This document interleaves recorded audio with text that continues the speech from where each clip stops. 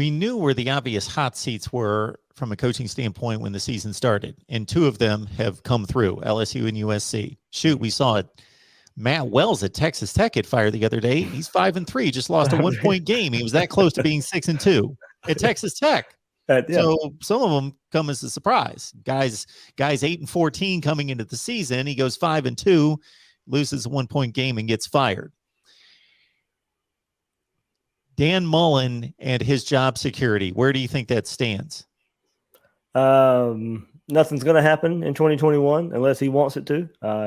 You go by the first couple of years and winning the SEC East last year. Now, don't get me wrong. He has to make changes. He has to be able to adapt. He has to look in the mirror, and it can't trend the way it's looking right now. You cannot bring back Todd Grantham. You have to make some decisions on other members of the coaching staff to help. Recruiting's got to get better. We know that. That starts with assistant coaches.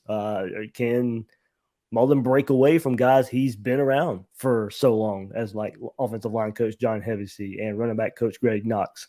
Billy Gonzalez, wide receiver coach, has been around for forever around Dan Mullen. He's one of the best recruiters on staff at the wide receiver position, one of the best developers on staff. You've got the perfect package in Billy Gonzalez, but you don't have it everywhere else. So, of course, it starts a defensive coordinator. When that comes, you'll probably have a bunch of defensive assistants as well.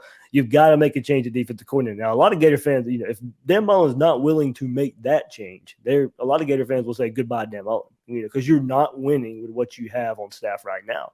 That change will be made, Mark. I think that's pretty much a foregone conclusion. You cannot move forward in that regard. And then you look, if we want to fast forward a little bit, Florida's best chance to do anything in 2022 is with Dan Mullen leading the charge. There's no ifs, ands, or buts about it. If Anthony Richardson's your quarterback, you identify that the rest of the season, you develop him getting ready for next year, and if he lives up to the potential a lot of us think he has, Florida's got a special quarterback next year. So that's why a lot of people wanted to see a defensive coordinator move last year. You used this year as kind of that transition class, and you build up to 2022. Now you're kind of chasing your tail on defense.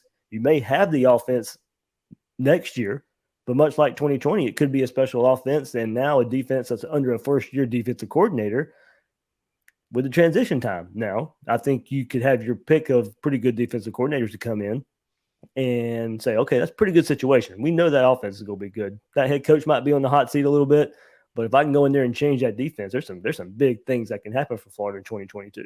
So, it stinks. We're sitting here Florida, Georgia week and already looking forward to 2022, but that's just kind of the reality of it right now. It's that conversation's been had. Where's Dan Mullen at, and where the program's headed, and the direction is all about him making change. And if he won't make the change, then a lot of fans want somebody that will.